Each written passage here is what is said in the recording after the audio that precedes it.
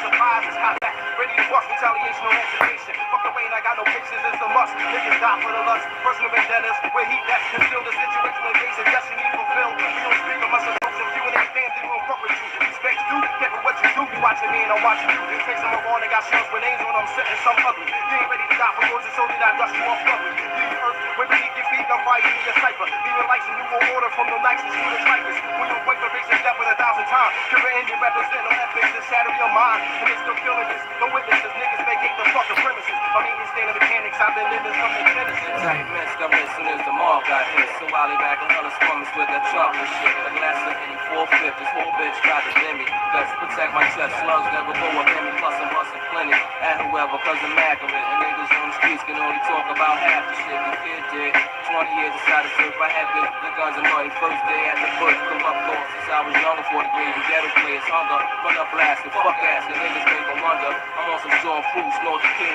People don't know that the pictures that's on my thumbnail, that's the first time people ever seen them pictures, other than my family. It's in a scrapbook.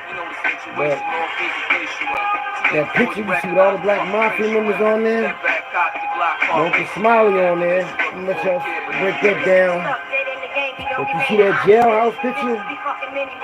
South Philly.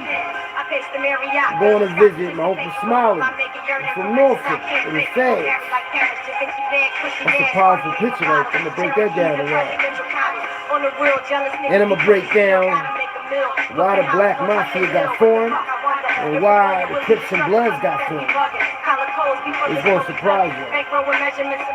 You got shit to re-up and stashing up a couple bucks. My luck, today your destiny, they made it be like destiny. 190, follow the beat and the PDs, while we pushing threes. With Pelly, then it's Scarface, quality shoes, and keep it into diamond jewels, smoke a pound or two. Gotta connect us from the farmers keep banging. Don't run from us, don't be no slanging. What the fuck's up? A stabbing the strictly for rugged, Philly finest be us. Videos be sporting verse, so make the hoodies until millennials, the stepping startups, infrared beams, desert eagles, be good to see the shit for all my people. The peons, they say you're not a safety field with the chopper. Bolivia, rockin' the Scada. Twizzle now, ice rocks up on the socks. Mommy Lucha Grande. Need a Vegas to be the hideaway. Handle the shit. In 97, you a die bitch.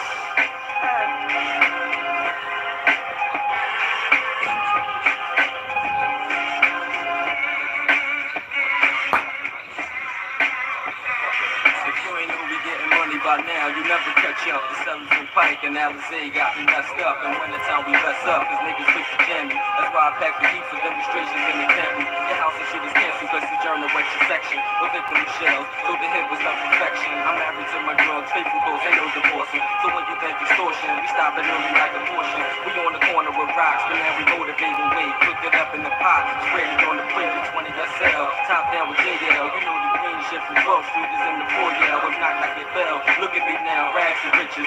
Rags to riches. Blowing it up with major bitches. Down and carrying up and down. They heard about the pound, so they wanna ask questions. Got to talk to Smith and Wesson, cause I'm busy buying Thames for beats, rims for Jeeps. And when I come through the Kenwood, the Cypher freaks, the millionaire whore. It's kinda different than before, cause I got a good cream for butter couches and big screens. Heard it through the vine, somebody wanna know the situation. Just like I say, the scared niggas, bitch, we need you waking. You steady faking while we going for $1 million plus. This DOD the situation, y'all can't fuck with us. Your cousin.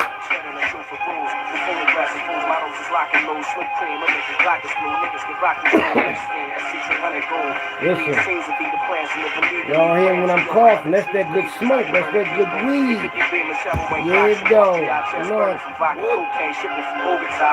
Fly niggas take pings with diamond cluster rings. If you equal the king's virgin of good things, and king's brain vision to have more. Get this plane with matching rap for engagements, Garcia Vegas, real nigga, fucking your name on. Surviving street wars, it's all about rocks the size of Rushmore, powder that's pure quantum. Baby, the Lord, you a die, bitch. Animosity make you dry snitch. I'm just pushing the ground with chrome factory, get coppers, caviar. Desert Eagles to bury our agents who tried to lock me. Did it sloppy, it's Dobby and Poppy. I need this currency, about a half a key. Fuck it up with the better. Hello world, I'm just here to make you think. This CEO Philly Trenches Hockey Raw coming at you live and direct with Philly Trenches Talk at the Dark, episode 841. Well, now 841 episode of Philly Trenches Talk at the Dark in the night. I'm going to talk about the Black Mafia, how it got formed in Philadelphia, and why it was formed, as well as the Crips and Bloods, why all they was formed. Now, Philadelphia, well, let's get the Crips and Bloods, and then I get to the Black Mafia. Crips and Bloods was formed because the Bloods was formed in, I think, Oakland, and the Crips was formed in Compton. And the reason why they was formed is because the police brutality was at an all-time high. It's like they didn't give a fuck about black people. They didn't give a fuck about that when that traffic stop happened. It was like they had no traffic light there, and a lot of black people was getting hit by cars and being unalive by these accidents, as well as being injured. So they had enough. So they formed gangs, and they did it for two different reasons. Well, the same reason. They wanted to have both sides and act like they wasn't really together, but they really all was together. You know, shit was real political. So that's why the Crips and Bloods was formed in LA, and it was formed, period. Because poor minority, black people, Hispanics, they just got tired of police brutality. So that's why they formed. You know, it was just, and then, you know, Black Panthers, they didn't want to start the free lunches and all that. And then in Philadelphia, corruption is so deep that you wouldn't believe if I told it to you. Corruption goes all the way back to probably the 17 or 1800s, and it's like the way they ran things was, if they ran things and you voted for them or you was under their umbrella, they helped you out. They got you a job. They got your family in college. They did all this shit. All they wanted you was vote for them. And then they got so petty that they had kids working from age 6 to 12 in factories. So they had to pay the adults a lot of money. They could pay the kids $2 a week. Yeah, that's how corrupt it is. And then blacks, at one time, if you got really injured real bad, you couldn't use their hospitals. They wouldn't let blacks in the hospitals. Shit was crazy. So as years went on, you know, you got a gangs form for protection and for survival purposes. In Philadelphia, it was a black mafia in the 1950s. My uncles and them, you know what I mean? And before the black mafia, I'm gonna show you a picture of them real fast. And then the black mafia got formed in the 1960s because police brutality. The police kept locking them up for nothing and kept running around in the neighborhoods, harassing them. This one they had red police cars with red sirens. And they used to say, they go to red car, they go to red car. They should say, they should really holler out this, right? And this is the first black mafia in North Philly in 1950s. Uncle Billy, and this is Mooka and I'm grandfather. Mooka great-grandfather. My cousin Mooka, Mike's sister. That's, I meant to say that's their grandfather right here. Garfield right here. And these are real gangsters. This is not no made-up shit. They ain't just dress up like this because they like to have nice clothes on. This was the real deal. Now, after that, in the 1960s, is the original black mafia. Uncle Smiley and them right here. Black Incorporated. Now, you see this Lonnie Dawson right there. And that's Uncle Smiley right here. And he was second command of the whole thing. Like the number 2 guy. Like second in charge. Yeah, now that picture right there, I showed that to y'all because there's a picture that's on the thumbnail. This original picture that nobody ever seen before until I put it on the internet. You know what I mean? Some people give me pictures. Some people, my family might have them. But the pictures like this, I didn't have this picture, but I got the picture of my uncle by himself. Now see, look at the red table. And that's them. Now, it's the black mafia members. And one of known bars, but Uncle Smiley, hold up. Uncle Smiley, he's in the picture, but the picture he's on is same table, but the female you're going to see him sitting next to two females. Now, this must have been a different time. I don't know if it was the same day, but this club that I'm going to show y'all on these pictures right here. And I got all these pictures. I got so many different pictures in 3 different phones. So sometimes I forget what phone they're in, but that picture right there just showed y'all him sitting down like that. And that picture should be coming up right now. But yeah, you know, back then, man, they had to stick together. So they got with South Philly and North Philly, roughest, toughest guys got together. And I don't know if they met up in the Youth Studies Center or they had to, because they kept locking them up. They was juveniles. You know, so when they got together, you know, Nation of Islam, you know, they was already here. You know, Malcolm X was living on 25th in Oxford. You know, he came here in the 50s. So when this nation was getting deep, 10,000 strong, the Black Mafia was still going around moving and shaking, doing they ones and twos, shaking shit down and getting their money up. But they kept going through a lot of shit, man. You see how type of cases they was catching. It was losing strong men, leaders, like Noonie Mims with that homicide robbery case. Then, you know, Noonie Mims, then when they all started going to jail, like 81, 82, there's another picture of them right here. See Noonie Mims on here, and Sis Trump got a life too. Noonie Mims, he passed away. Sis Trump right here. I was the greatest sport in the whole with him. I know all his sons. Hassan, Omar, may he rest in peace, and Hakeem. And, you know, they got sisters, you know, so we all grew up together, you know what I mean? And they are older than me and my brother and them age, and they all got money together and all that. But, you know, my brother and them older than me, so they already know why they friends and all that. They friends because our family grew up together in the same neighborhood. Then the Black Mafia, that got a lot to do with it. So you gotta understand, like, that shit right there, like, yeah, we grew up with them. They our brothers, man, and they move like we move.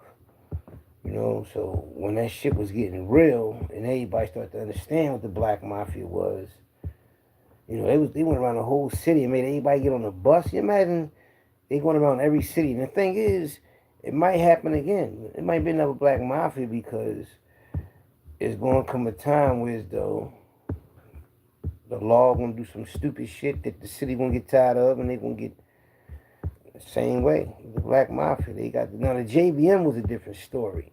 Now I think they just got together because of the drug game.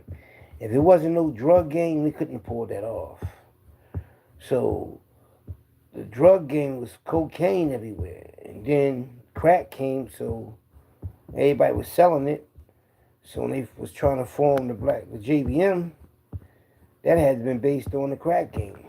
Because what else would they want to form a JVM if it ain't for money and the control and all that?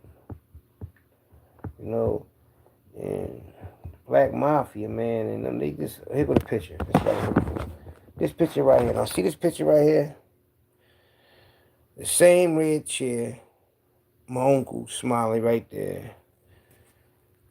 June. Right there. And it was back in the 60s. That coat, look at that coat, man. That's a mean jacket right there, ain't it? And that's the Black Mafia. Now, you see this picture of him, right? Now, that picture of him, and you see the other brothers, they had the same club, same red table. You know what I'm saying? And the reason why I showed y'all that is because when they first formed the Black Mafia, it was only, you know what I mean? Now, when they got uptown, when West Oak Lane, East Oak Lane, see my uncle right there again. You know what I mean? Tank right next to him. Uncle Liza Robinson right there with the toothpick in his mouth. You see the police, the guard going that way. And this is the Black Mafia when he was incarcerated. See him? Now, they was in their 20s. But this them, though, back in the day, I know that, Philly, different, man. Like, the most vicious ones, the gangsters and hustlers, that's from Philly, like, and I know some vicious individuals all around the United States, right, as far as in the underworld. But I don't know, man, like, hands down, anybody can put up any gangster, the roughest, toughest in a neighborhood from back in the day against the roughest, toughest ones in Philly back in the day. And Philly would win. They would win. Because they wasn't afraid to die, man. They wasn't afraid of shit. When my uncle passed away, he knew they had guns on him. He went up against 4 motherfuckers, and they all had guns, and he handled guns. He went with these. He could have had a gun. Could have had 2 of them. And probably would have, you know, but I guess he wanted to go. I don't know. I don't think it would have ever ended because it was a contract out on him. You know, and when them ultra egos and them, the hearts of these men, anything will tick them off, anything will make them kill, anything will make them a turn. Then there's all this money involved, all this power. And you say, damn, how do these fractions of men have so much power, have so much intelligence, and then fall like that? So the reason why they fell is because they had help. The white man. The white man was controlling that, giving them the coke and all that. If they were just moving and shaking, dealing with like the rackets, the numbers, the gambling and all that, and the loan shark, and I think it'd have been cool. I think once they started dealing with drugs, that's when they all got fucked up. Because a lot of them was on drugs. Then you had people that wasn't in the Black Mafia that was on drugs, that was stool pigeons, that was snitches. Then you had the police. A lot of them was getting high, a lot of them was slimy, and a lot of them had a lot of information. A lot of them was playing both sides. A lot of them wanted to be gangsters. Believe it or not, all them like a lot of people in law enforcement, they want to be a bad guy. They practice this shit all the time. And when they get to be undercover, or they get to be on the front line, y'all see American gangsters, how them cops is acting, how they want that money, how they want that power. And human beings, everybody want it. I mean, they say, fuck that. They forget what kind of job they got. And they go nose deep into the game. So when these individuals caught that case and they got fucked up like that, it was because the drugs and the white man giving them the package. Yeah. Just imagine if that package that came from New York, from the Italians, that was coming to the Black Mafia in Philly, if them individual young little hoodlums didn't find it. Who's to say if the Black Mafia didn't? I don't know. What if they would have still been having that pipeline through here? I mean, they probably gained more power. You had a lot of more people hooked on drugs, though. Boom. Now, the JBM, same thing. Well, they wasn't dealing with the white man. They were dealing with the Mexicans, allegedly. But it was just the thirst for that shit, the power. You had other people that wasn't down with them who had their own crew, like them Chester niggas, South Philly. So it's like, then Jamaicans coming. So then these motherfuckers already killers and know how to think and they know how to move. But you know, when you got the police with the technology they got, you understand the police had technology that they got right now. Them devices, them tracking devices, the hearing devices, they had all that shit. So they tap your phone, the pagers, they do all that. They in a blackmailing, they can set you up for a case or you have a case and make you tell on your own people because you don't want to go to jail type of shit. You know, all that shit like plays a part of that demise. And then, you know, the police will do anything, any tactics to get the job done. Because the whole thing about black people just selling drugs and breaking the law is about black people having power, building Black Wall Streets back up. When black people got power, and everybody, it's about the fact that when I mean power, I mean when you got a group of men that can have other people follow them, look up to them, admire them, give them their money. The white man don't want that. No, we got all this. You're not gonna fuck up what we got going on. So just imagine a group of black strong men in each city rise up, had a black mafia, be low key about it, raise their people up, raise their awareness up. You know what I mean? The next thing you know, everybody wealthy in these neighborhoods, black and moving, and all that. You know what I mean? You say, damn, how can it be possible? It is possible. So they lock people up so it won't happen. And that's the only reason why they lock us up. Because they know if we continue to do what we do and we won't go to jail and nobody will get killed, then the black man will rise up. There wouldn't be no... Because when blacks were selling drugs back in the day, there wasn't all this violence like y'all think. I mean, it was violence when it got like in the 80s, like 88, 89, because they changed music. They made it that way. They made it with though, if we change the music, we can change the behavior of people in these neighborhoods. Because when hip-hop first came out, everybody just was happy that it came out and everybody was going to the parties and jamming off of it. They wasn't killing off rap music. And then they changed the music and people just said, fuck it, I'm going to just... What's going on? Philly Trench is back.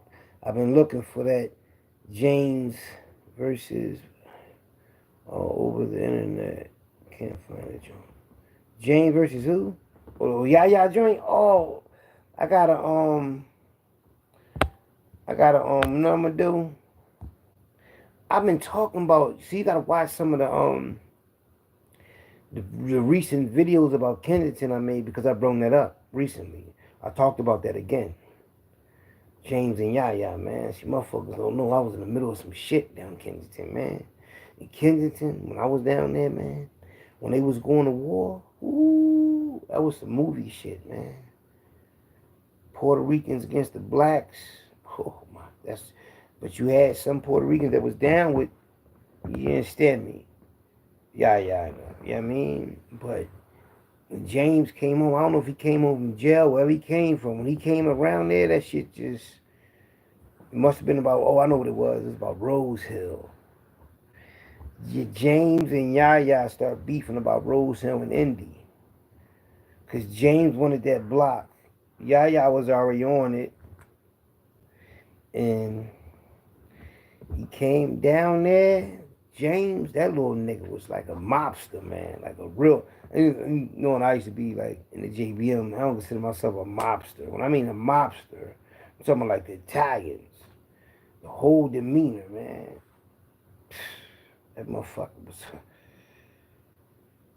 You just, you can tell, like, if you got that type of energy where you the type where you can read people. You know what type of person is. You know they ain't no joke. This boy wasn't no joke, man. I heard they hit him up real bad in jail, though. I heard he got hit up real bad in jail with the nail knife. But when I'm down there getting money, right? So I come down there one day like, yo, baby mom house got hit up. And they had James' name all in it, right?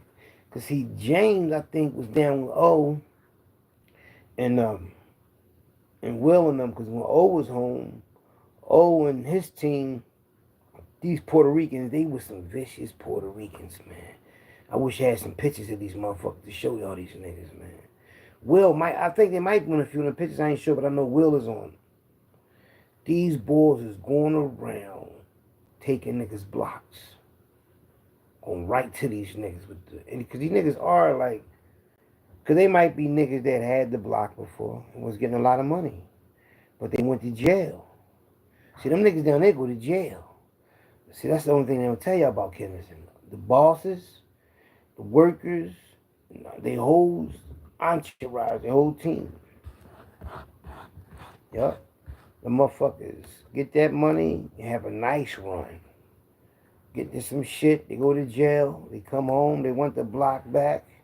Next thing you know, they back in jail with homicides and all type of cases these niggas locked up for.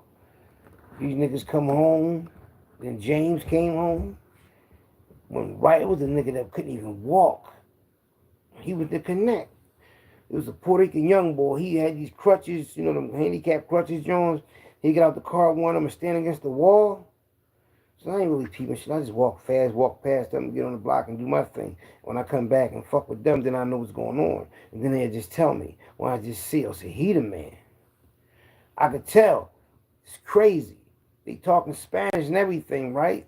But I always can tell who the boss is by the body language, the talking, the conversation. I knew he was the boss.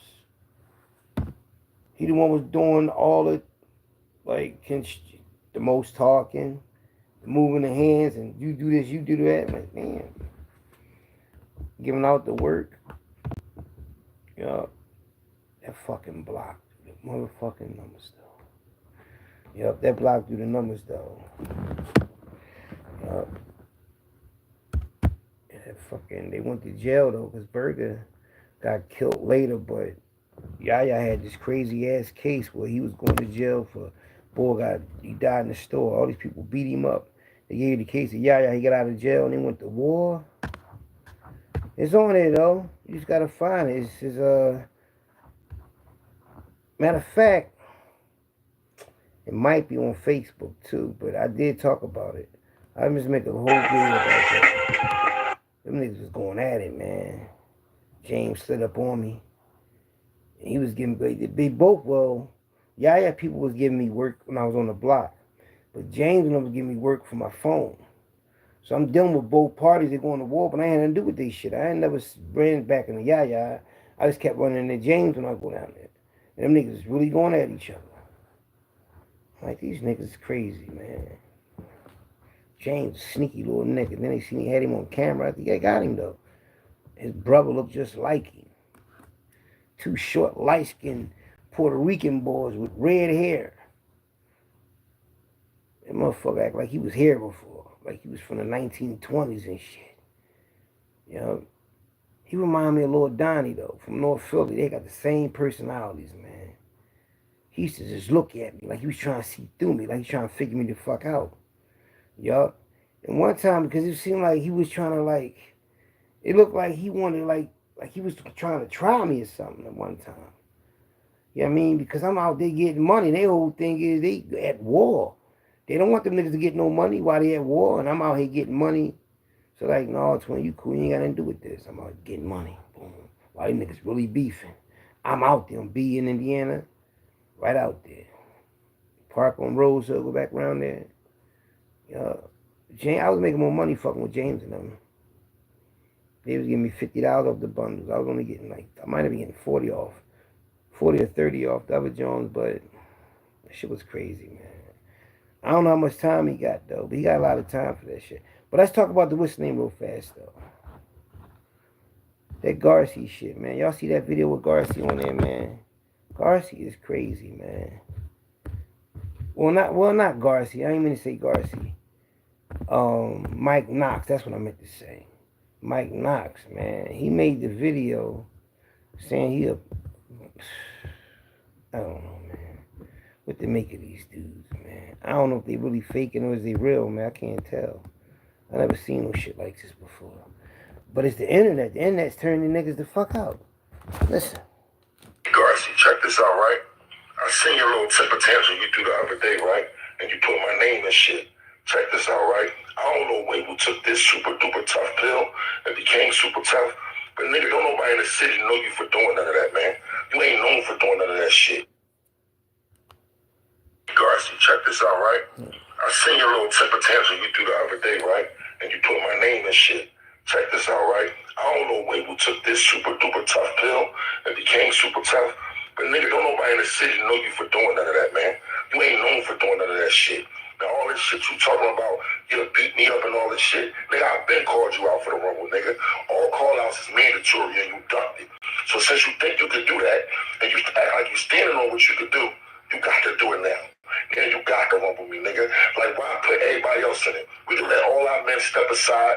We don't gotta risk none of our men on no type of level at all. You know what I'm saying? We can isolate this situation and me and you can handle it like men, nigga. Because you can't fuck with me with these hands, nigga. I would destroy you.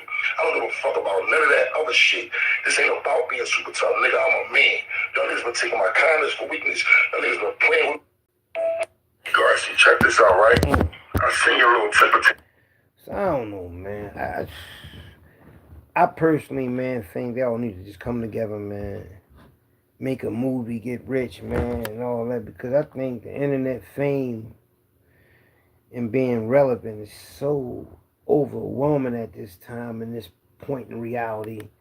Everybody want to be a star. Everybody want to be on the internet. Everybody want to be known, man, you know. And then it's money involved, you know. So people monetize. They know this shit can turn into something more than that. And I don't know, man. I know people do things differently because there's money involved. See, when you do stuff because there's money involved, you ain't going to get the full uniqueness out of a person. You're going to get, like, what you paid for. Because they're going to look at it as business. Like, when people do shit for fun, you can get their best performance. When they doing it for money, their mind is altered different. You understand what I'm saying? Like, me personally, I do this for fun, to educate, definitely to educate you. I gotta educate the youth. I gotta educate people my age, younger than me, older than me, and all that, because that's what I know I'm here for. And I like to bring up the past because I know a lot of people don't know the past. I know a lot of people do not know the past. Not like I know it. I know a lot of people didn't get a chance to know everybody. I know a lot of people wish they knew everybody. They did a lot of things. I know a lot of people wish their family was in the mafia. I know a lot of people wish they was in the mafia. I know a lot of people wished a lot of things. So I share that with y'all. So it could be in your memory, your mindset and all that, because that's all it really is you putting information in your mind, whether you was there or not. If you was there or not, you still got the information that makes you there, that puts your mind there. If that make any sense to you. So I'm glad I can do that. I'm glad I'm able to do that. It's a gift. That's why y'all get what y'all get from me. Because I like to do it. But everybody can't do this. I'm on 4 platforms. And all my numbers go through the roof by me just being naturally me. But when I was in Kensington, though, y'all, like for real. But let me finish talking about Garcia and Mike Knox, you know. I think they need to just all come together, all people involved, all parties involved, make a few movies, a few series. It could be about Philly. It could be about, just like they did the TV series Snowfalls, The Wire. Do something like that about Philly. My magazine about to come out. I mean, but if you do something about Philly, it'd be like, damn, this is the anthem for Philly. The State Property was a good joint. But I'm saying an up-to-date version, like, damn, this is Philly right here. This is how they was moving in all parts around the city and all that.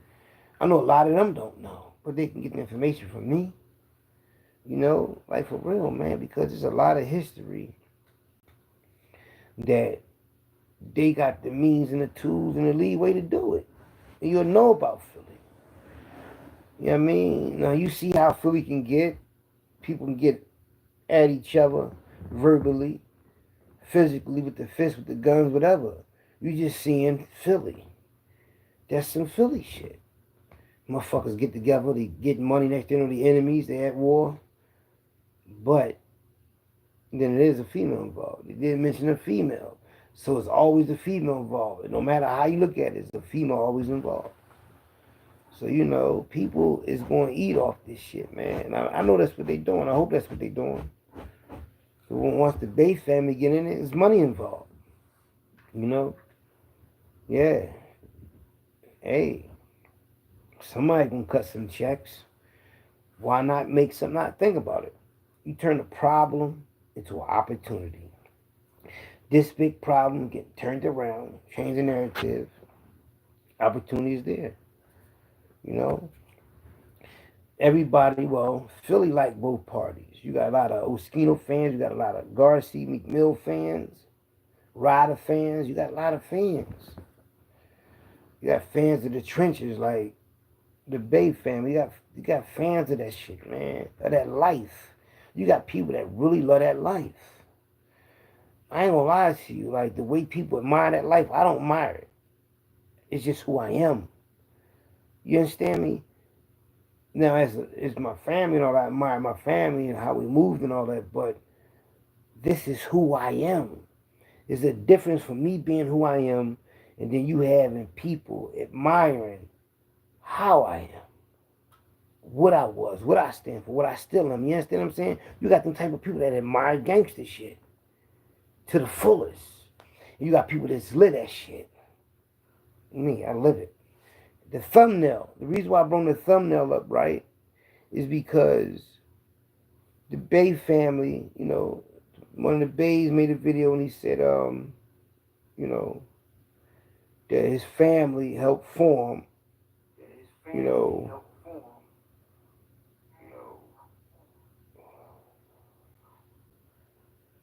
helped form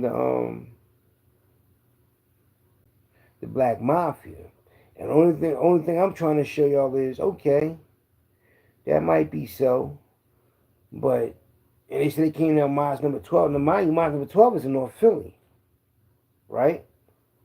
Now, when my uncle got locked up and went in the feds for the Black Mafia, now, this picture I'm about to show you, my Uncle Smiley.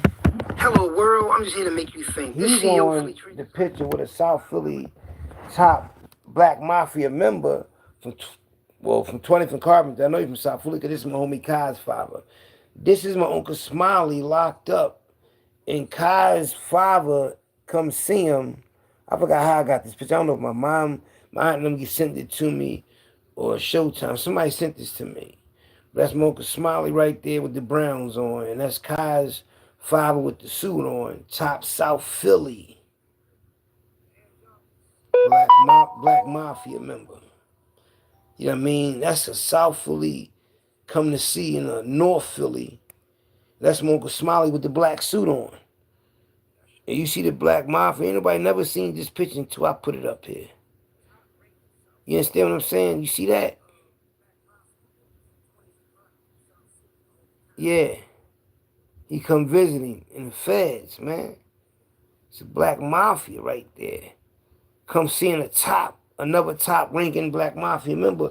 And you gotta be somebody if the South Philly top Mafia member come see you.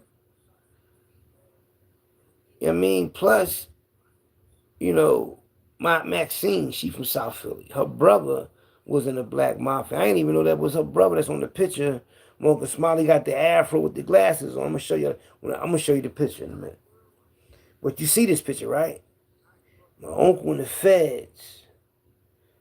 And he from South Philly. Come seeing a North Philly dude in the 60s.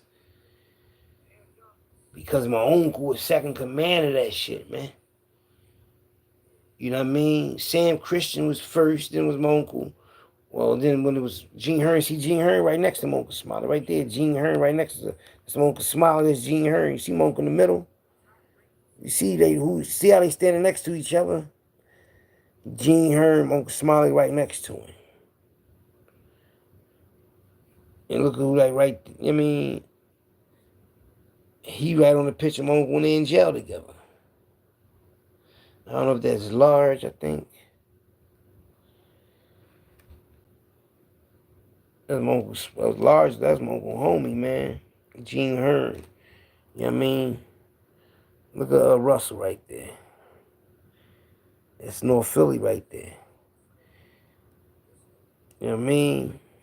Hold on, let me see that again, man. It's gangster shit right there. Showing y'all this gangster shit real fast. The gangsters, man. Black Mafia, man. Don't go to jail, man. Do that shit in the feds like this shit ain't about nothing. So when he said, South Philly, I understand South Philly. Y'all put y'all work in. I ain't say y'all Y'all was the ones came through, Ronald Harvey, Sam Christian. But Smiley, Noonie Mims, that's the north side of it. You see how Noonie Mims get the coverage. You see how he moved. She ran a whole fucking jail. That's North Philly. North Philly Giant, man. Yeah. And they always in the jail together. North Philly Giant. You understand me? That was fucking what's the name? Elijah Muhammad bodyguard. Yeah, the one ran a Nation of Islam. He was the bodyguard at 19, I think. And his brother's like 6'2". You know what I mean? I knew him. That was my OG. He used to go with my mom. My mom, what? 13, I meet him. I come home. He get me out that situation when I was going to war against Black Mafia. So I'm saying, I'm just not bragging or bringing shit up like that. I'm just saying, man, this shit is my family. You understand me? So I'm just saying, like, when they said who was the founding father of the Black Mafia, South Philly didn't they ain't the ones that said this is us. No, y'all came together with North. Y'all came together and say North, y'all North Philly comrades, and y'all just came together. Wasn't you did that first? No, we ain't having that. If that was the case, if that was the case, they saying they ran it. They can't even say they ran the city. They was probably running South Philly. But down north, he ain't running no North Philly. Fuck no. Not none of them. Them niggas 7 foot. And all them niggas not a fight. Them niggas, you see how they moving? So when they formed together, you understand me? You know what I mean? He wanted to step up, and I guess, he was moving how they was moving. They always moving. They always like top boss, but I guess he took the title, but I don't know. But you see when they got booked, Gene Hearn step up, Uncle Somali, like, what's going on, though? You understand me? So they had a hell of a, you know what I mean? So the originals is my Uncle Smiley, Noonie Mims, Grady Dice, Large, and Jolly Green Giant, and all them, and Reggie Taggart, which is my oldest brother Bean's father. Yeah, so my Uncle Lonzo, so they're all in I got family, like, what? Stepfather, an uncle, another uncle, 2 uncles, then a step pop. You know what I mean? So that's you got like 4 or 5 people. That's three relatives in that thing. Strong, founding fathers and shit. So this shit is hit different to me. Like when I be hearing these stories and talk about this shit ain't just to be talking about. This is my life. I was born into this shit, man. I was born into the mob. Not sworn and born. And some of us got sworn into the Nation of Islam, sworn into the Mafia. I got born into both at the same time when I was born. My mother and father. Knee deep in both of that shit. You understand me? Dad run the whole valley, the biggest gang in the city, the valley. Same dudes that allegedly went up in that house with Ronald Harvey and them and that Nafi Muslim house and executed all them people. Them same brothers that was with Ronald Harvey was from Diamond Street Projects that ran under my father's command. They his homies. I go up Huntington, I run into them. You some of your father homie. I'm running to the other ones I'm greatest for it. Running all these old gangsters. All of them. They always just smile when they saw me because I look just like my father. So, and they always tell me that you look just like your father. I'm like, Dad, my dad must have been a motherfucking ruthless motherfucker, man. To run Diamond Street Projects. The biggest gang in the city in North Philly? Come on, that's my DNA, man. On my mom's side is my uncle in the Black Mafia. That's all this DNA, like. Let me calm down. It's deeper than that, though. The Italian side of me, the Italian Mafia, the morticians. Now, you know, every mortician back in them days was tied to the Mafia. An Italian family of mine, it was tied to that shit, man. I'm just saying, you know, this, and then the Cherokee in me, Indian, you know, you already know how the Cherokee Indian moves. So that's what I'm made up from. All that. And now I'm here talking to y'all about this real shit. So when y'all sitting there talking to somebody with that pedigree, that background, shit real. This ain't no fake shit I'm talking to y'all about, like the mafia, niggas going to war and I'm around this shit and I'm dealing with both parties. When I was in jail, niggas was beefing, they was going to war against each other. I knew all the niggas that was beefing. They ain't got nothing to do with it. I mean, what the fuck? I don't want really none of them to hurt each other because I know them all. You know what I mean? But it ain't got nothing to do with me. Now, when I get down Greatest Fort and the JBM and South Philly was beefing, that's what it was. It was JBM and South Philly. Malcolm and Moochie went through something. So that put North Philly, JBM, against South Philly. Yeah, and that shit went down in the yard. I got the picture. I'm going to show y'all the picture, man. Damn, I thought this picture right. It's a picture of Noonie Mims and Jeff with the Italian mob in Greatest Fort. It's Greatest Fort. It's in Greatest Fort. And I got the video playing. Here's on. That's Jeff. That's Noonie Mims, Italian mob boy. There's like 3 of them on this video. But I don't know why the video ain't showing them, because I guess it's a short video. But this inside Greatest Fort, you can see the rest of them. So you got the Italian mob and the Black Mafia in Greatest Fort together. And they took the picture.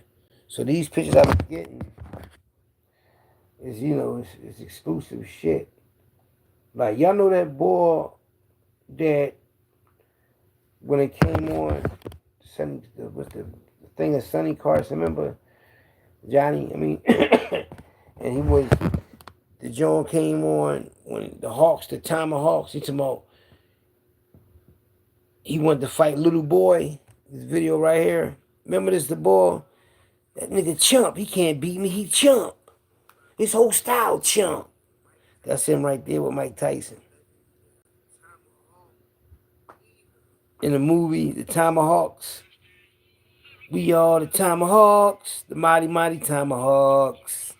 Listen to this shit. Watch what he talking. Listen to him.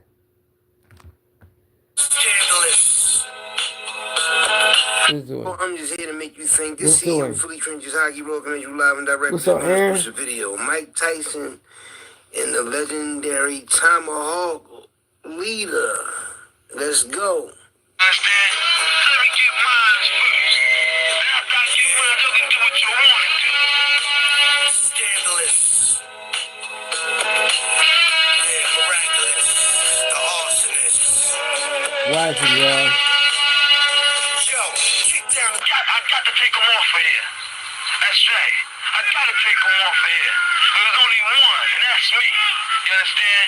For all that fighting, you understand? The sucker think he good. The sucker think he can whoop me. He said sucker can't whoop me. His whole style chunk. Look, I'm gonna show you who he is. I want y'all to show who this boy is. Watch this. The Tomahawks against the Lords. Right here, go right here. Tomahawks against the Lords. This him right here. This him right here. This him right here. This him right here. This is the funny ass part. Listen, look at me. I'm gonna mute it, but I want y'all to see it.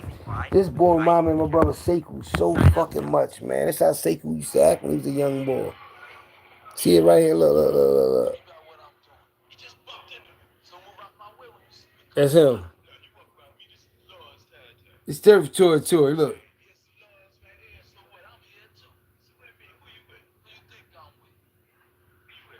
Look at the light skin boy. That's a real game. I want y'all to hear this nigga talk, though. Look how he talk to this nigga. I tell you, you start counting to 5 like a sucker. Listen. You coming by? No, you walk around me. This is Lord's territory. You about walk around. Hey, here's some Lords right here. So what? I'm here too. So what do you mean? Who you with? Who you think I'm with? Who you with, man? The Hawks, sucker. Hey, man, this is Lord's territory, and you got 5 seconds to get off. I tell you, you start counting to 5 like a sucker. Yo, Yo, listen, when I first seen her, you know how old I was? I was in New Study Center, man. I must have been like 16 when I first seen that shit in '89. The staff used to bring these old videos in, man, and I used to like really watch them like I was like reading a book or something. And that motherfucker right there said, nigga, his whole demeanor, I knew he was a real gang member. That shit, you can't act like that, man. That shit was him, yo. But I ain't know they was from Brownsville. That's Brownville, New York. That's what them Brown. I ain't know that. I thought they made it in Chicago or Detroit. They was from New York. Yup. Lords and the Tomahawks. People don't know them type of gangs like that. Let y'all hear him talk. What's how he talk? These type of gangs, right? Now, when they had these type of gangs, this was made the Nation Islam, get into all these brothers' lives, the Black Mafia, and then hip hop. Hip hop really solidified all of it. You know, the Black Mafia slowed them down, Nation Islam slowed them down, Black Panthers slowed them down. But once hip hop came out, it was because of the gangs. The gangs was the reason why hip hop started, because they wanted to express themselves through music and dance. That's why them Puerto Ricans could dance to pop locks. If they been knew how to do that shit, they just was showing everybody. Yo, man, like you see all them old creeps over there, man. Well, I want y'all to hear the boy talk. We gonna lose. Who number one? Who number one? How we gonna do it? All right then. That's all. The Alaskan boy said, all right, that's all. Yo, the boy gonna say, listen to the boy gonna say. The young moment to Mo, that sneaky motherfucker jumped me, man. He jumped me too. But I'm laughing because this motherfucker said, who number one? These niggas to Mo, we number one. Who number one? You see some shit like that when you playing football on a football team. These motherfuckers saying this shit. But they about to, you could die. These motherfuckers is hand-to-hand combat. They got knives. They got all type of shit they can fuck you up with, man. And that's what they had, man. A lot of them got hooked on drugs and all that. But when you young, right? You know what I mean? You older. We see it now. We think it's corny. Look at them dudes acting like they fools. But back then, that was everything. Just like right now, the young boys out there right now, the shit they doing is everything to them. The young girls, it's everything to them. And I'm down Center City and I walk by them and I see them expressing themselves. They being loud and being rambunctious, and like I'm talking about the females. And I'm looking like, damn, these young girls, man. They in a zone with, I'm like talking about like with thoughts of destruction. I'm like, damn, man, this is sad. Like when I was coming up, you ain't see females just running around in the daytime. They didn't hooky school or none of that shit. They might have said, but you didn't see them. They all out in the open like this, like it's normal and shit. And then it's the shit that's on their minds, man. Excuse me. But right now, to them, it's everything because they got something to do. And I realized, like I told y'all, life is based on having something to do. And once you have something to do and you focus on that, that's your everything. I'm just glad that I just found a way I ain't got to do too much, man. I swear I'm blessed.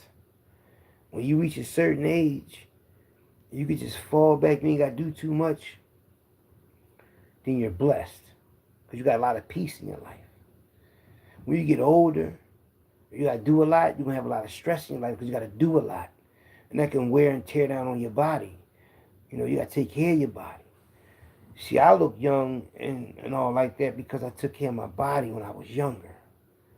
In jail, preserved my body. But before I went to jail, I wasn't tearing my body up. Might have took a Valium once in a blue moon, but I wasn't smoking weed. I wasn't doing nothing fucked up. I wasn't drinking that much water like I should have. Then I'll drink a lot of water. But I'm just saying, though, overall, I was cool. But going to jail and being locked up and eating right, and sleeping right and working out and all that and going to school and all that, that shit just preserves me. I might have just missed a whole lot of shit. Probably I miss making probably kids and miss being in my family life and all that, but I made up for all that. You know, and I used to be saying, damn, man, I missed out on all of this. But I didn't miss out on my life like I thought I did. It wasn't a wasted life. I was preserved. I was keeping my body right. I was educating myself. And when you get older, you're going to wish you kept your body right, or you're going to try to. Keeping your body right is a jewel. It's your wealth, because the longer you live, the more you're going to have, the more you're going to see. But if you fucking your body up, you ain't going to see a lot of life. Look at how many people didn't make it to see the Eagles win the Super Bowl a second time or the first time. You feel what I'm saying? Or look how many people had to see it behind bars. They couldn't see it and celebrate it out here. Look how many people was at the first Super Bowl, not at the second Super Bowl. Some of them dead, some of them locked up. You know what I mean? So that's what I'm talking about, staying alive. Look how many people didn't get to see their kids being born, their nephews, their cousins, and or whatever, the new family members, the new whatever. Don't you know they got cars in Japan or China? I think it's China or Japan. What they got is though, they cars is so better than our cars. They shit can do so much more than our cars can do. They got cars that can fly. They got cars that can go underwater. They got cars that do all type of shit. And the reason why they won't promote it over here, because Mercedes-Benz and all them other dealerships that lose, they go bankrupt overnight. Their technology come over here. You imagine you got a car that can fly? I'm getting out of this traffic, you know. I go through water and all of those shit, and you'd be surprised. I seen that shit today on the internet. I'm like, damn. If that happens, right? I tell you what's gonna happen. There's gonna be a high demand for them. They're gonna have to put something over here, and people have to work them and sell them. And America ain't having that though. So how they gonna get these cars? Because everybody gonna want them. They ain't legal over there to have yet. See what I'm saying? See the technology they got? How they get the technology? They must have found something. Something must have fell from the sky. They must use the technology to make it. How do you think we got these cell phones? Come on now. Don't be so naive. Come on now. How you get to FaceTime somebody right now in Japan? And Japan is already the next day. And you can face somebody right now in Japan, and they're already in the next day, going into the next day. Yeah. Say if it's 11 p.m. right now over here, and it's 11 p.m. the next day, it's February 28th, going into the 1st of March in Japan right now. But you can FaceTime somebody right now in Japan, and they're already a day ahead of you, but you can still FaceTime them. How the fuck is that possible? That's something to think about. That's warp speed like a motherfucker. Going a day ahead to FaceTime somebody into the now. That means you're talking to somebody in Japan that's already in the next day. That means you're talking to somebody that's already in Friday. It's deep. I think deep like that. Don't let it go over your head, though. Slow your brain down a little bit sometimes. That's our problem. We got a 4-second attention span. Slow it down. Look at everything around you. Rewind shit. That's what I do. If I got to watch something all day to understand, and I watch that bitch all day, word for word. That's what I do. I like to overstand things. I like to know everything word for word. Word for word. Nothing like it. You know? We live in a time where people are turning on their own friends. People are turning on each other out here, man. For all type of crazy, simple reasons. Everybody want everything. Now, the more technology advanced, the more people are going to become enemies and slimy to each other, and envies of each other. You know, when people thought I was a hater, And they realize I'm not a hater. And they realize like this man got his own money, his own everything. He's not hating. Because I don't want y'all to think that I'm hating or anything like that. Because I want y'all to think, well, what if he's hating because he's in a position that he really want to be in? I'm in a position I'm in. You are where you're supposed to be at in life. Believe it or not. I don't rush anything. And we hear some wise words. Listen to this shit. I'm gonna show you I don't really rush anything because I'm gonna break something down and I want y'all to really listen to this. Listen to this real fast though. Take this with y'all. If y'all want to take anything with y'all, take this. This some shit right here, I'm gonna tell y'all. It's deep. Alright, where's it at? Here it goes. Here it goes in my contacts. I always save certain things in a contact I'm not going to use, so I save this type. Listen to this. I know you never heard this before, but listen to it. 5 things I want you to remember. 5 things you must know before you enter the best part of your life. The last one will make the change you want to happen. 1. Worrying is like paying a debt that you don't owe. If it is going to happen, worrying won't change anything. And if it is not going to happen, there is nothing to worry about. 2. Don't be afraid of being alone. Be afraid of having the wrong people around you. That is true loneliness. 3. Slow success builds character. Fast success builds ego. Don't try to make it fast, but rather try to make it right. 4. You only grow from failing. Success teaches you nothing. It is your mistakes that defines you. 5. You will never be fooled by people's words if you read them by their actions. When someone shows you who they are, believe them. If you've came this far, save this. Now, the reason why I share that with y'all, right? Because that shit is on point. That's why I didn't rush my magazine. Because I could have been put it out there and been finished off fast. But it had been not worried right and all that. No, you take your time with the truth for perfection. You understand what I'm saying? Then I went and bought me another book. Just in case I got to write something else, you know what I mean? So you take your time and you learn from your mistakes. Success comes from taking your time. Don't rush anything. Never rush your hanging. My old head too used to tell me. He said, never rush your hanging. Never rush anything. And I did make some mistakes and I learned from them. Like when they took my channel, right? I wasn't mad, but then I thought about it. I said, damn, I worked 4 years to get them 11,000 subscribers with all those videos, right? Then when I realized I still had the videos, I felt good, but then I thought about it, I said, damn, but still it's like, and then I said, I can't worry about how people think when they see my channel. Like, damn, what happened to his channel? Well, he ain't got that many. But my channel is growing, right?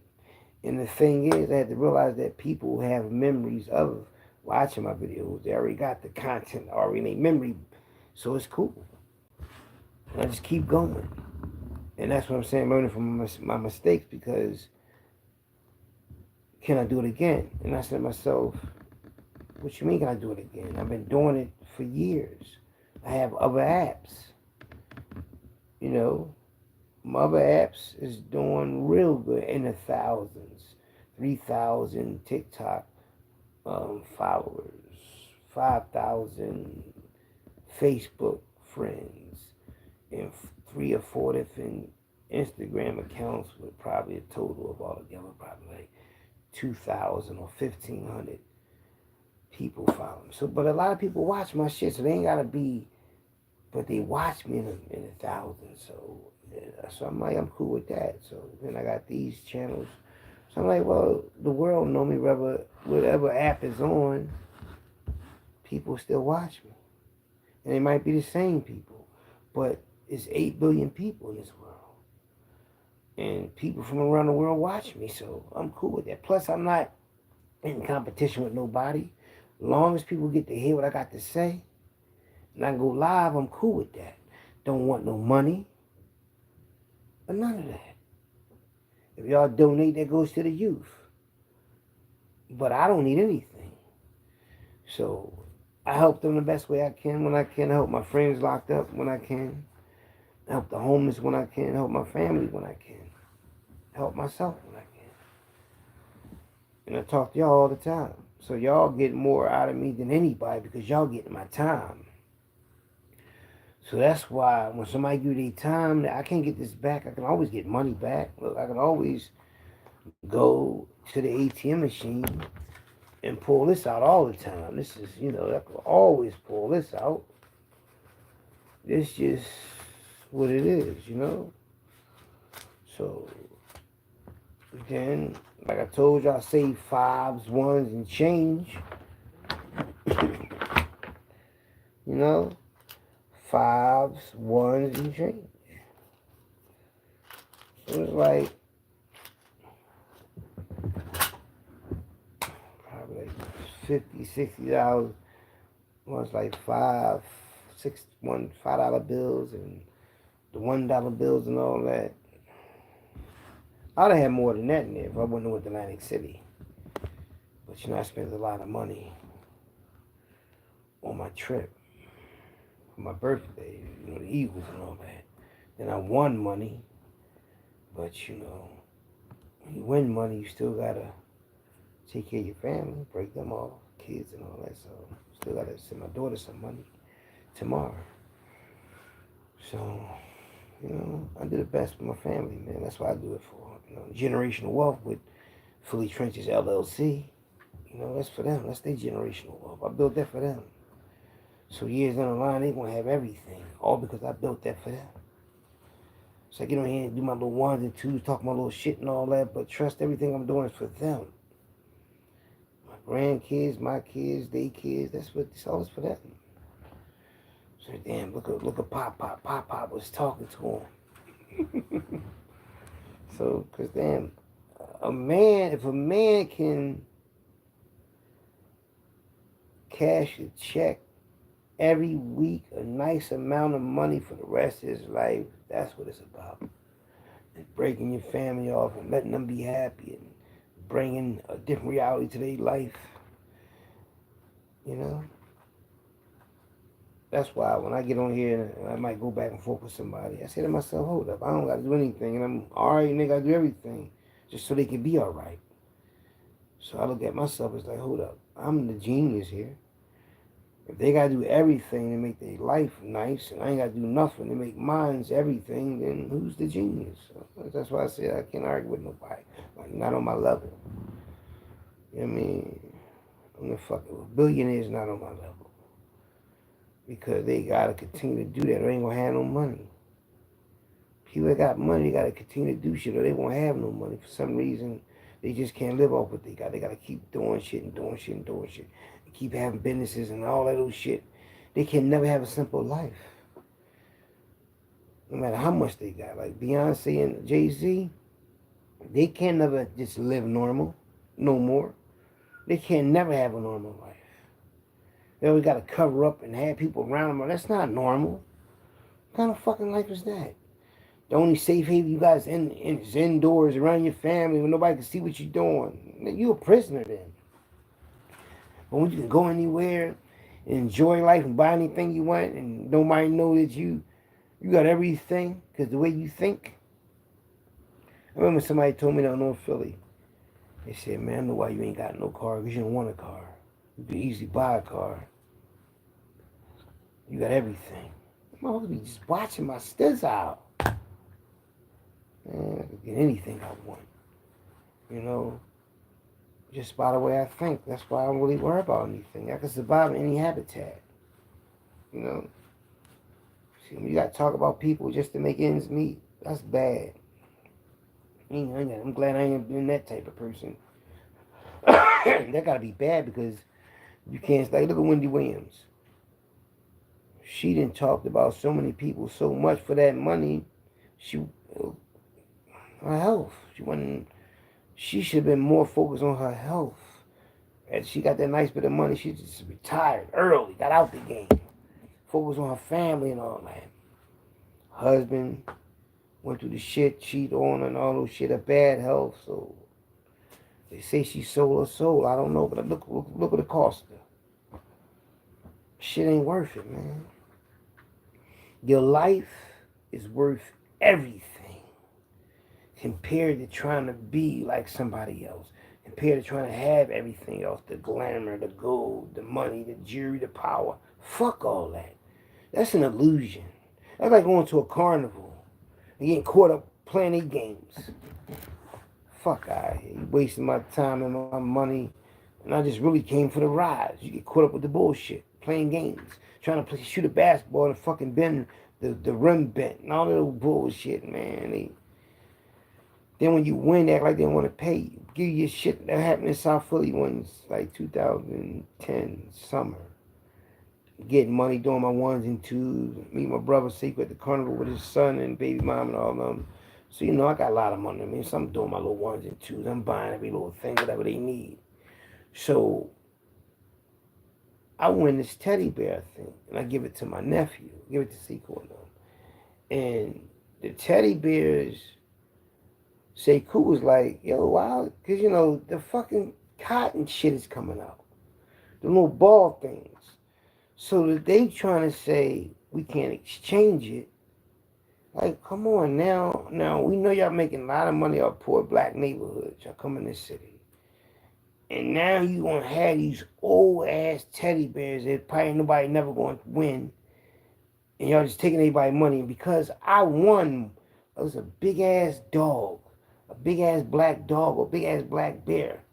But I won like 2 of them bitches. And I could shoot that shit. Boom.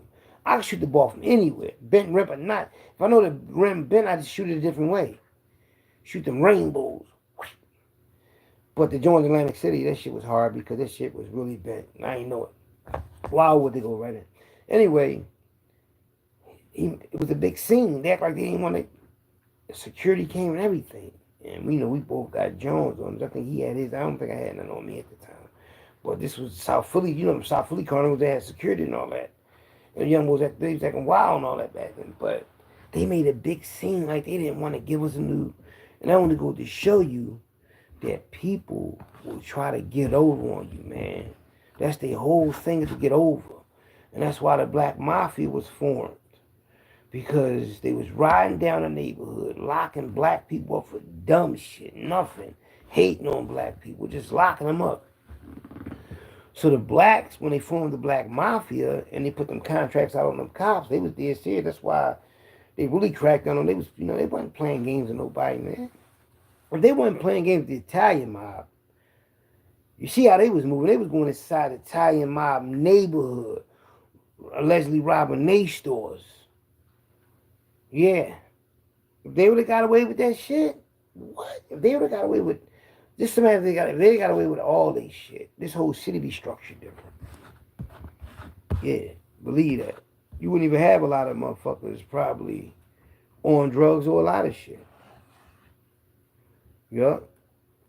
Because it just was, I don't know, man. I just hate to see how people just, the memory of that shit, how people just being tricked into killing each other, pushing drugs in the hood, and then realizing after you was down with these motherfuckers, because think about it, the Black Mafia was getting money, but they was getting the package from the white man at the end. Like, it was, yeah, how else they was getting the package? You know? They just, I think, the way, even though they was intelligent and they had a lot of politicians down them and all, they was moving and shaking, it seemed like, because they had Frank Matthews with them. See, Frank Matthews in Philly, they was getting money. But Frank Matthews had a mind to expand, and he was intelligent. And a lot of them was intelligent, but they was more aggressive, more devious. You know what I mean? Like, Cox and Major Cox and all of them, man, they should have used them to their advantage. You don't get rid of him. He always gonna make you money. See, they had Muhammad Ali in Philly. They man, motherfuckers. They had a lot of power. I think they just ain't know what to do with it. As far as the way they was moving. You know, because they was supposed to, nobody never was supposed to see the bosses. They supposed to be moving like the Italian. Somebody don't never see them Italian bosses. You don't never see them. They come in little secret meetings. They send their people out there. You know what I mean? They move, man. They was moving. That's why they. But the thing is, The only reason why you may have Italians and Irish and mobs still around is because of their complexion. White people got it so easy in this world. How they got shit that you can blend in if you look like them. So they can easy just point us out and say, no, he don't belong. Lock him the fuck up. Where you going there? Stop him. Certain neighborhoods, they'll stop you because you black. You know, but if you white, you blend in with anything. You could be a chameleon. Who remember that TV show called Jared? I'm going to bring Jared was the Pretender. He was called the Pretender. He came out in the 90s. And I used to always watch this show when I was locked up. When I was locked up, people's favorite show was Cops and Al Bundy. In Living Color, too.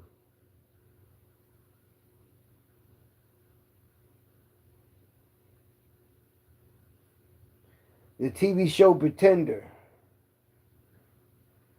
Yo, I used to love this show, yo. This motherfucker was taught as a kid to be every occupation. And then he escaped from there, right? When he escaped from there, he became everybody when they was looking for him. Look. Him right here. Who remember this boy right here? The Pretender. Jared. Jared could be anybody. And the lady kept trying to catch him. How evil, she supposed to be so fucking evil. And the professor taught him everything. The old man right here taught Jared. I'm talking about this motherfucker with a race car driver, a firefighter. He was everything. The movie, I gotta watch that. You ever get a chance, watch The Pretender. This motherfucker could be an astronaut, anybody. He'd walk in the hospital, right, and see a vacant for a doctor, and he could be a heart surgeon, could be anything. He just might read one book, but he'll remember it because this shit they program this motherfucker to know everything. So they be looking for him all through, and they'd come in the hospital like, he was a doctor, he just was here. He'll find out. But while he there, he helping people. Every time he's somewhere, he helping somebody, then he'll just get away. That shit was decent, man.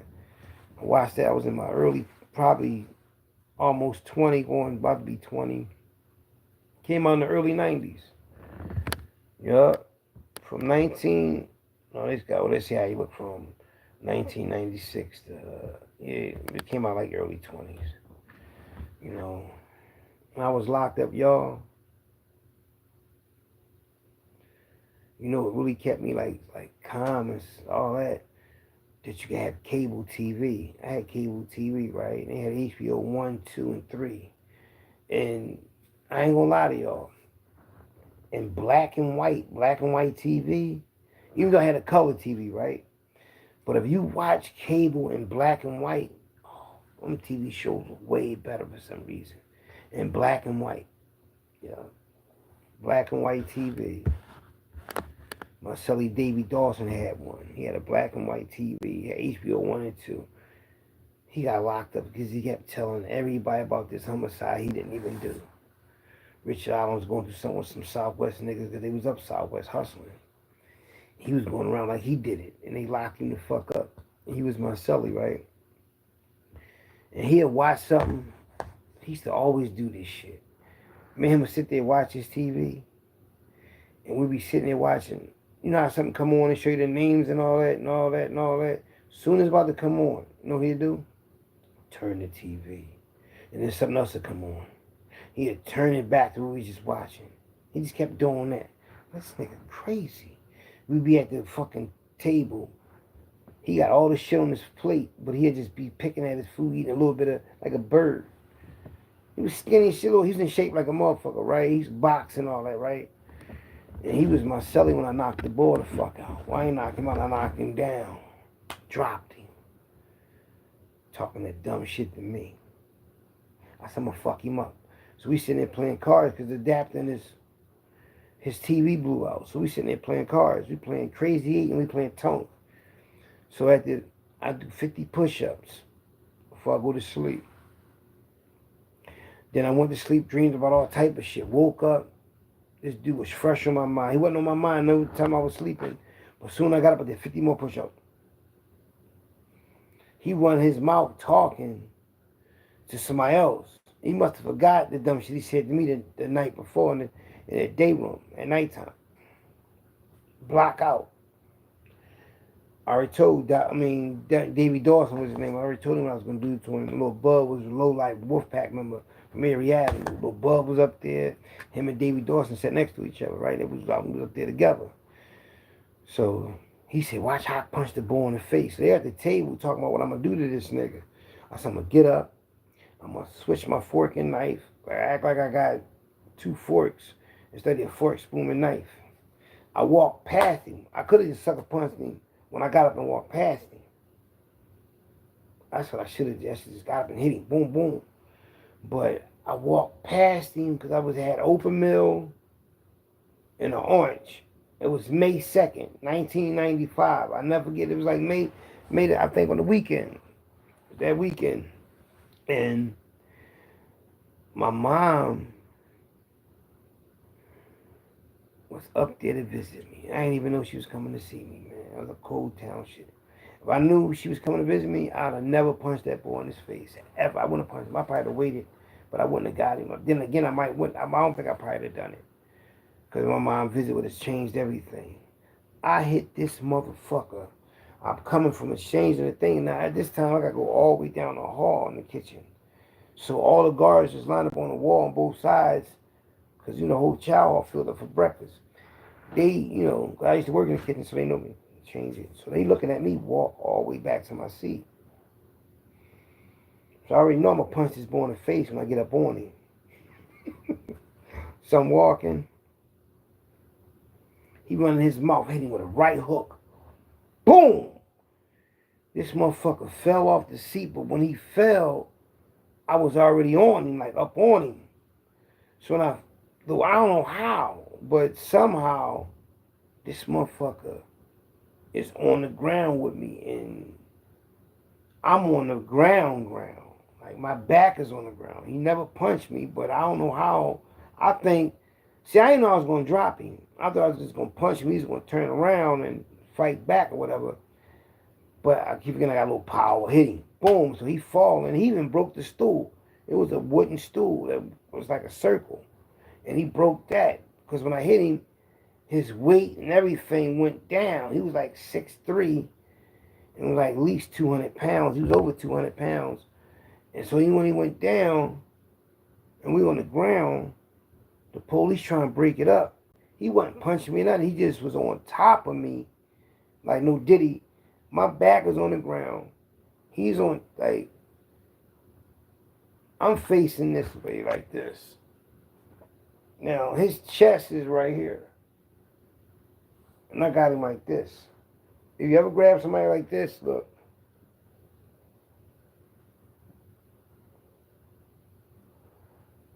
Can't nobody get this on. Can't nobody open these hands. So, the guards, these black men hands, they got them little, you touch somebody white, they should have turned red, and they got soft ass skin and hands, so they trying to get my shit from. I'm cotton bees with no Diddy. I ain't had no sex or nothing. I'm locked up, and this motherfucker trying to get this grip. They can't even grip this shit. So, when I knew they had him, I let, boom, so he got up. I got up. I'm handcuffed. Now, I don't know if anybody, a lot of people seen me punch him, evidently. A few people seen it, but when everybody looked down, I was on the ground, then they got him up, but we leaving, so I hear motherfuckers say, we're going to fuck him up. So we're going back there, and they take you to medical. And, I ain't had no scars, nothing on me, whatever. This motherfucker went back in the hole, told on me. But I don't know if he told on me till they let him out. Think about it. I get 90 days in the hole. They let me out for good behavior in 80 days, 10 days early. They let him out in 3 weeks. You feel me? He got out in 2 or 3 weeks because When I first get back, they had me in this section, this whole section. Then a week went by, they took me out that hole and put me in another section and told me the cell I just was in was the same cell the boy was in, who said, he said he fucked you up, I said, how he fucked me up? So I showed everybody the write-up, everybody on the block, because he's down as a witness. So that means he told on me. And I showed everybody the write-up and everything, and everybody's, because if he beat me up, whatever, and all that, they probably wouldn't have fucked with me, I don't know, but because they seen the proof, he probably on the gate saying he fucked me up. That's something how niggas lie. He lied and said he fucked me up, right? So when they seen the write-up, and they realized he in population, so when I get out in population, they put me on cell restriction. They might have let me out 10 days early, but they put me on 15-day cell restriction. I'm on 15-day cell restriction. I should have stayed in the hole, but I'm glad I didn't. I'm going to tell you why. I get out the hole, I'm on 15-day cell restriction. I'm on 15-day cell restriction. I'm going to the store every week. I'm spending bread. So I got money in my books. Boom. I'm buying all the different sweatsuits, all different colors. Now, then the riot jump off. So if I wouldn't have done that, I'd have been locked in a hole. But I've been cool though. I've been caught up in that shit.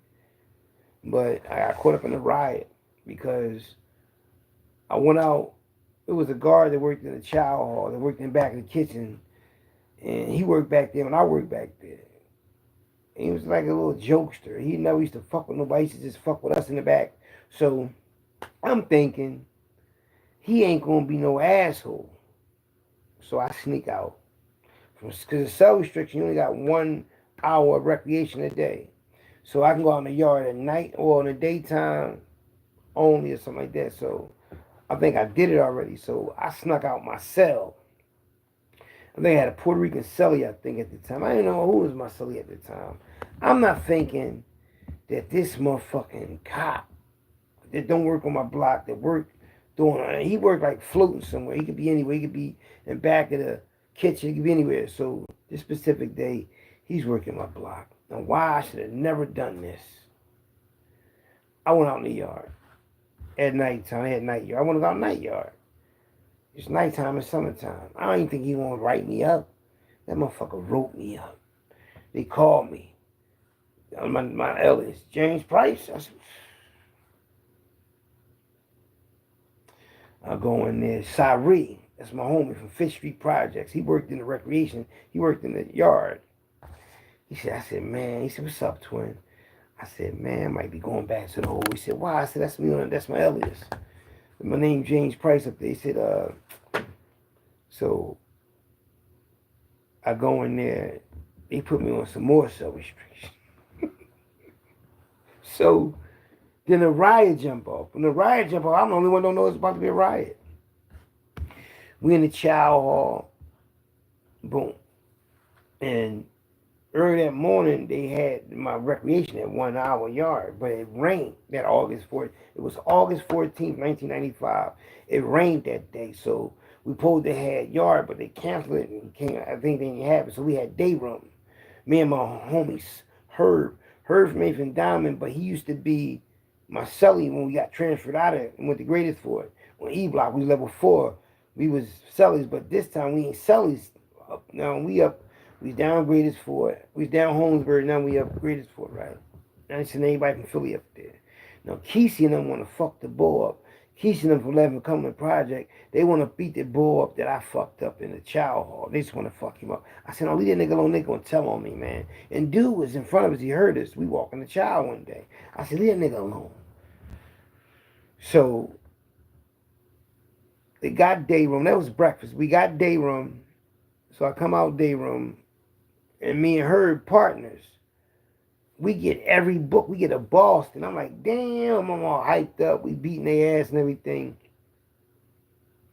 And next thing you know, I think, did I have a knife on me at the time?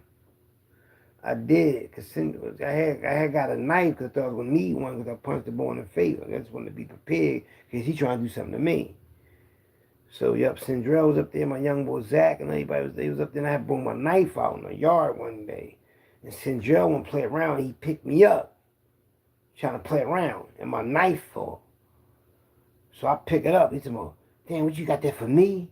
I'm like, man, chill the fuck out, man. You know what I mean? It was for anybody. Fuck you talking about?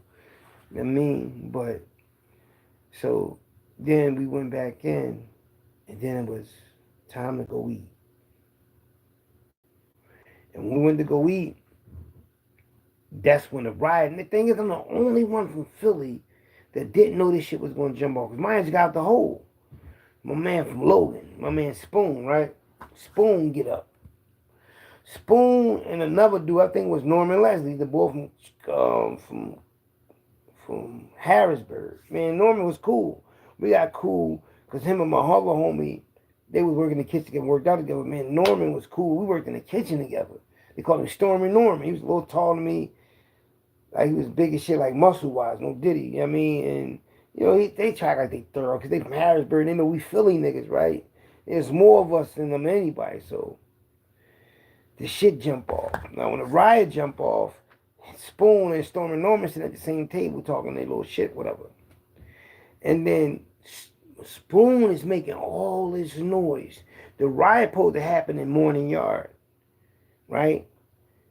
But they had Morning Yard.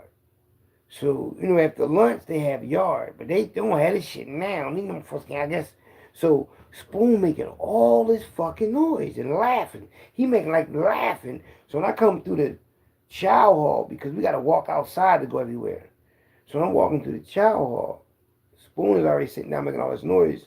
So, I'm walking like on the wall, right? So, I'm walking past Spoon, speak to him, walk all the way through. Get my beef stew and my orange and my 2 Coca-Cola sodas. Sitting down hungry as shit. Tearing his food up. Some say, look over there with Spoon in the mat. Spoon making all this noise. You know, the chow hall, it's loud.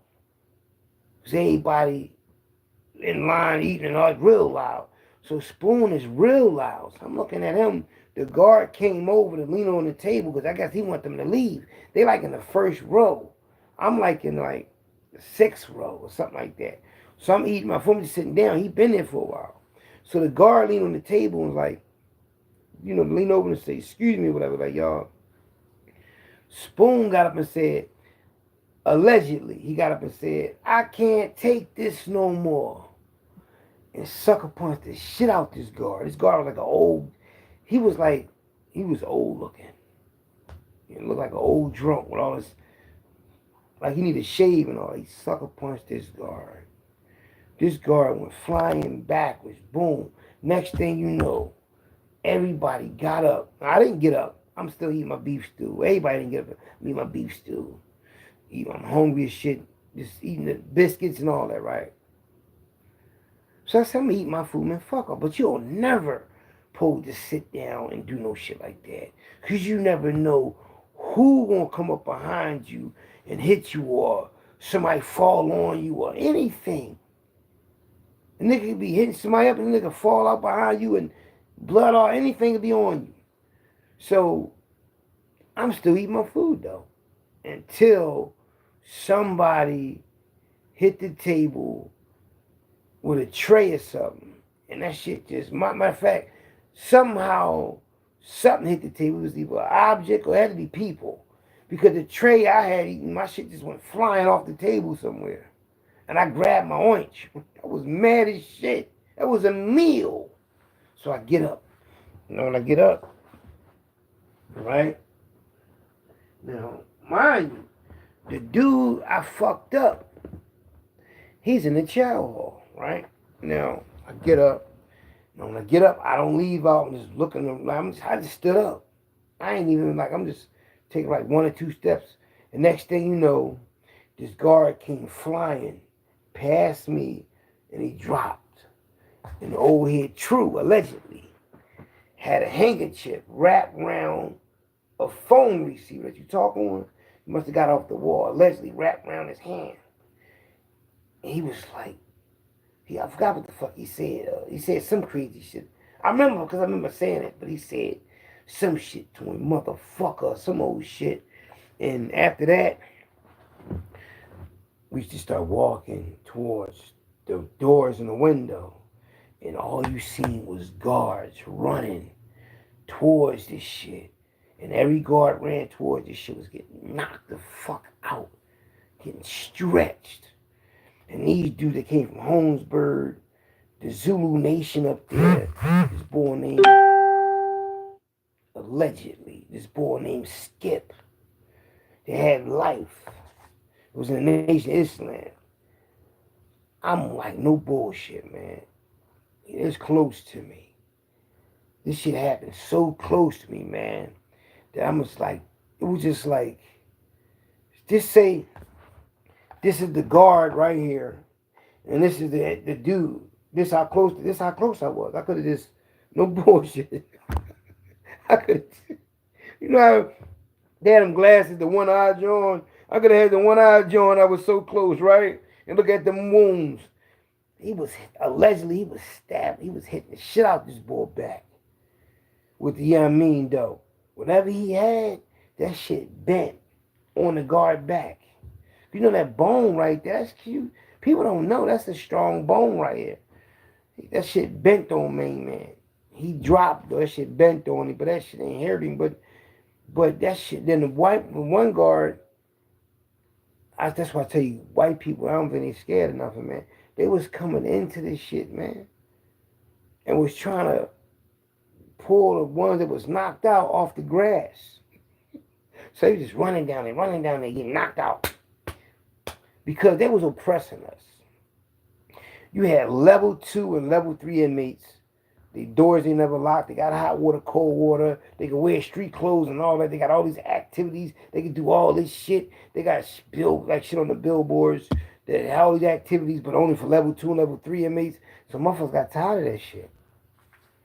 There's a new jail. They filled the whole bitch up with all Philly. Everybody in Holmesburg with me is up this bitch now, and they got the rambunctious. Listen, let me tell you how crazy it was. Rest in peace to my homie, man, from Erie Avenue. You know what I mean? Shortcut, man. That was his name, Shortcut. And he was a low-life Wolfpack member, Wolfpack low-life member. He was one of us, you know, and he used to rap, right? He really knew how to rap, right? And I ain't gonna lie to you, I thought, to me, after Tupac and before Tupac, I pretty much like thought hip-hop was like, you know, as I became grown, it's like, that was when I was a kid. That's how I looked at it. So I really wasn't into hip-hop like that no more. So when I seen them rapping and everybody following them, I like that. Listen, the whole yard used to follow Shortcut or some other guy. They could always be sitting there rapping with them. Yeah. With their own rap music. With their own rap music, right? And I used to be just like, damn, how is everybody following this boy around the yard while he rapping? That's just everybody's, I guess, being in his zone. Mind you, I was 21, but I was very mature for my age. You know what I'm saying? And then one day somebody gave me this cassette tape to listen to. It was Nas. First time I ever heard him. Stick Up Kid, they run up on us, some shit like that. And you hear the trolley, they on the trolley, on the L train. I'm like, man, who the fuck is this nigga? But the whole time I'm thinking he really a Stick Up Kid and all that. And he busts. I'm like, when I found out these niggas was fucking just writing that shit and they wasn't really about that life. That's what, man, that's why I stopped. That's why I gave up on this shit, because niggas wasn't really about that life, man. You gotta be really about that life to spit that shit for me to listen to. Because if you really about that life, you're not gonna want to hear somebody that ain't about that life talking the shit that you're about. It don't even add up. Like a lot of these bloggers on here, these YouTubers, man, they talk that guerrilla shit and talk about gangster shit. It ain't gangster at all. Ain't guerrilla at all. You know what I mean? And you got these white guys on here talking about black gangster shit and all that. Get the fuck out of here. You know what I mean? And it's just how they think, too. They think they'd be more believable because it's somebody white saying it. And that's how they really look at it. I mean, fuck how many books you read, how many movies you watch, how many people you interview. If you wasn't the fuck there, then you regurgitating it, it ain't gonna be the same. Because for one, You ain't gonna have no feelings to it. And if you do grow feelings to it, I mean you're a groupie, you're just a fan. But being there, this shit a part of your life, your culture, your everything. It's different. And I'm a gangster slash hustler slash survivor that's telling y'all this shit, regurgitating some real shit to y'all. You know, just imagine, like, y'all see Jerry Molino and Sammy the Bull, and you're like, damn, look at the real gangsters. No, look at the real black gangster talking. The odds is more against me than them. They got it easy compared to me, being a black man having it hard. Women and people of color have it hard in this country, in the world. Women and people of color. You know, at one time, they didn't even want women to be nothing, man. They couldn't even come outside. They didn't even have no rights to vote. They ain't had nothing. They had to stand up for that shit, man. They went through a whole lot. Women went through a lot, man. These egotistic men, I mean, big egos and low morals. How can you have a mother that nurtured you, that gave you everything, and you don't want her to have nothing? Weird, man. A lot of weird. But the laws change, people change, we change. We want change. That's why I always express this. Where is them 75,000 African American women that's been missing out this country since 2016? 75,000 African American women been missing since 2016. Where they at? Why ain't nobody talking about that? Y'all be talking about the wrong shit. Worry about the wrong things. To somebody in your family. Boom. You know, I know one day I ain't gonna be here. You know, so I try to use my power as far as me knowing a lot of people. I try to use that to get people attention, to give these jewels to them, to break stuff down to them. Because one day I ain't gonna be here. But my memories, my message will be. My stories will be, and they the truth. I mean, I'm freestyling this to y'all. I can never make nothing up. I mean, don't get me wrong. People can lie on here, you know. But, and I might have said things that wasn't true, but probably one or two things out of 6,000 videos. But unknowingly, you know, I might have said one or two things. One or two things out of 6,000 videos. Come on now. So when people try to just discredit me or whatever, it's out of either they mad because I did it first, or they probably think I ain't qualified to, I don't know what they think. But from my experience and my bloodline and what I went through in my life, I'm supposed to be on here talking to the world, letting the world know things they would never understand to know. Never know. And I'm not talking about just being in the underworld, being around a lot of drugs, guns, whatever. Being around things that happen, unsolved things. You know, that don't define me. What defines me is my intelligence enough to have people gravitate around me. That's a gift. That's an extraordinary gift, to have people at a high caliber in the trenches gravitate to you. Think about it. Think about somebody that's in power, got a lot of money, and when you come around, they gravitate to you. You don't want no money, you don't want nothing from them. They just gravitate to you because of the things you say and what you know and how you are. Believe it or not, me and my twin brother, we taught a lot of people a lot of shit, man. People that was older than us and everything. We used to talk to them like we was their teacher. And they used to listen to us like they was our students. That could be with anybody. Anytime I talk to somebody, it's like I'm their teacher. Because I'm teaching them something. Like when I'm on here, it's like I'm a teacher, right? And I'm glad I got that uncle type, father figure type one. There's a lot of young boys and young girls out here that don't have a brother. I mean, don't have a sister. I mean, don't have a brother, or uncle, a big cousin, or a father. So when they watch me and they learn from me, it's like I'm that family member or that friend that they wish they had in their life. And by me coming on here, it's like I'm in your life every day. When I was on Instagram every day, talking my shit for like a minute, I used to have drug dealers say, yo, man, every morning I watch your shit. I ain't know, that's when I had my water ice business. I ain't know people was watching me. But then again, I did know because people was coming from all over the city to the water ice business on 15th and Lehigh. Everybody was coming there. I was doing numbers, you know? That's how you know your whole city fuck with you. You feel me? So when I realized people watch me and was watching me and still watch me, I'm like, damn. I couldn't believe it, man. I swear I couldn't believe it.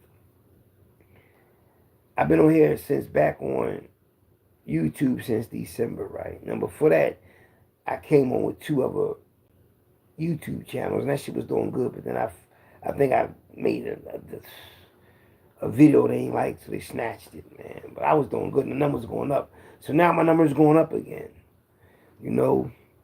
And I'm glad people watch me, man. And I realized that one of my videos, somebody watched 500, somebody watched 600. So I look at it like this. If I got 600 people that watch one video, right? And I got a total of almost 30,000, let me see how many subscribers, how many views I got that they show. All them views I got by all them different people, that's good. And the reason why it's good is because that goes to show you people still want to see me. People still look for me. I got 193 videos and 200 subscribers. And I got 28,178 views they show on air. So that means it's like 40 or 50,000 views they ain't showing you. So I'm probably almost in between, I could say 40,000 to 70,000 views I got in 2 months. That ain't bad. That's on this new channel though. I mean, on my old channel, I'll get 20,000 in 7 days. It's on the humbug. But then before I got clipped, I was getting 30,000 views in 1 hour. I was hurting them on this joint, man. I was fucking them up too much. It was like I was too much, man. I was too much, and they couldn't understand it, man. They just fucked it. It wasn't even about the money. Them niggas couldn't. They were just hating. They just kept seeing all them views, man. Not knowing I get these same numbers on other apps. And I'm still getting money, man. It ain't got nothing to do with the internet. This one ain't got shit to do with the internet right here. You know what I mean? This ain't no tax money. Anybody get any tax? This ain't no tax money. It's a little something right here, but guess what? Tomorrow, ATM machine. Taking more out. Next week, another stack. Come on, man. I'm good. I'm Gucci out this bitch, man. Gucci Lotto. Because I figured it out. I figured the game out. The game called life. That's why no matter what anybody do, no matter what anybody say, I'm going to always get this heavy week for the rest of my life. For the rest of my life. What is that called? Wealthy, right? So I laugh at shit. Laugh at shit. No. Doggy bags. Doggy bags. Understand me? That's what they say. Applebee's. I eat like this every day if I want to. Pasta. Alfredo. Look at Alfredo. Look at Alfredo that one. Chicken Alfredo. Missed that type of chicken with the shrimps in it. And this chicken right here, oh my goodness, this chicken right here. That sweet taste to it. Let me stop. And I got that other chicken in here too, though. That ain't the only chicken that was in there. That was the like the bird chicken. That shit that advertised, I mean. This that other chicken, this chicken here. Oh my goodness, look at that. See that chicken? I look inside it, good meat. I tell you, man, I don't know, man. See, when you eat good, like, that's the thing, right? That ain't about anything. That, you know, I've been doing that for, you know what I mean? Years, though. Sometimes when I go out, I don't never tell y'all that because, you know, my mind be somewhere else when I'm with my family, you know. But, you know, I just came off vacation, man. So, I've been showing y'all since I got my new channel. Even before I got the new channel, man, all summer, I've been giving it to y'all, man. Showing y'all, man. You know, everybody been counting me out thinking I'm going to fall off. How can I fall off? My life is real. These apps can fall off, but my life ain't going to fall off. That's the difference. These apps can fall off, but my life can only get better and better. Yeah, you know what I mean? I'm like wine. I age fine like wine, you know? See, a female, she's beautiful all her life, as like in her younger days. And as she get older, she age, and her beauty is caught up in the mix with her age. So her beauty is being taken away slowly because of her age. But some women, their genes are so strong, they never loses their beauty. The difference between a man and a woman, a man has to grow into being handsome. No diddy. Now he be looking funny looking, young and all that, whatever. Then when he grows up into a man, you can see his features. You can see. So a woman always has a beauty, and as she ages, she loses her beauty. A man grows into being handsome. No diddy. The older, the more mature, the more stronger, the strength and all that. Yeah. Yeah, it's true. You know, seeing one in the flesh. You understand me? About to go on another vacation. Going to California. Going back to Cali. I've been in California. You know, I go visit my daughter, I go to North Carolina. I gotta do a lot of shit, too. That's what it's about. I told you this is my year. I'm having fun, man. I'm gonna enjoy my life. I'm not gonna be like these other dudes wasting all their time trying to get rich and power and all that little bullshit just so they can brag. That's why a lot of people want to have a lot of nice shit. So they can say, this is why I did all this, so I can show off. No. If you're doing that just to show off, then you ain't gonna never get it. Because that's all you want it for. If it's meant for you, you're gonna have it. You know?